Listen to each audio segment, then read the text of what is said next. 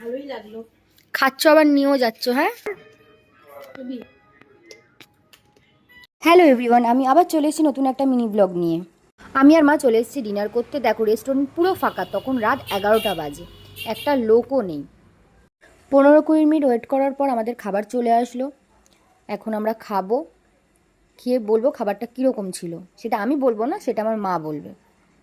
অনেক কিছুই তো অর্ডার দেওয়া হয়ে গেছে, কিন্তু মনে হয় না দুজন মিলে এতটা খেতে পারবো বলে। আমরা দেখা যাক কি হয়।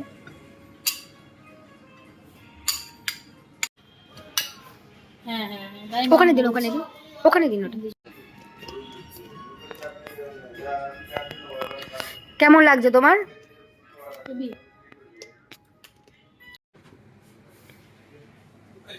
ভালোই লাগলো।